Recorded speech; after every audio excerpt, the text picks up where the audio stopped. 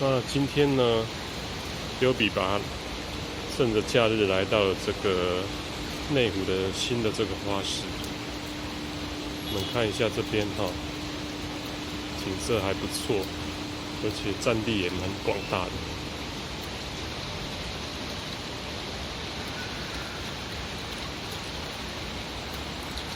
那看起来它是有2栋建筑所连接起来的，那中间还有一个这样的一个空桥哈。下面这4周呢都是有大润发啊、特力屋啊，那号称这个绿建筑。那可以看到它这边有一些绿色的山坡、边坡，那下面就是一些卖花、还有卖树的一些商店。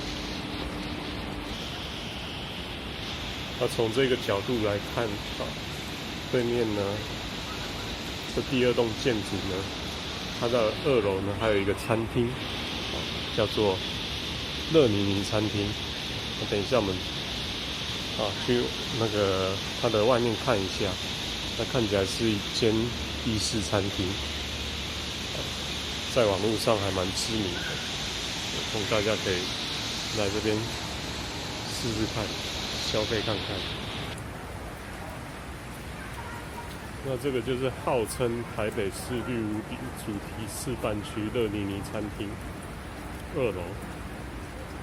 那它的餐点有很多，大部分都是意大利餐啊，还有披萨啊，还有一些甜点啊、美食、咖啡都有啊。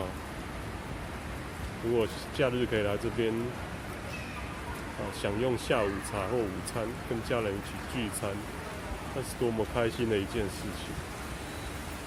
那这边也有停车场，它有地下室的停车场，也有2楼停车场。那这边消费的话呢，可以抵那个2个小时左右，还不错。那这边呢还有一个孔行通道，可以看一下。然后这边呢还有一个空地，那小朋友因为今天下雨小朋友可以来这边避雨，然后在这边溜滑板车或者是脚踏车，空间都还不大。优比也来了。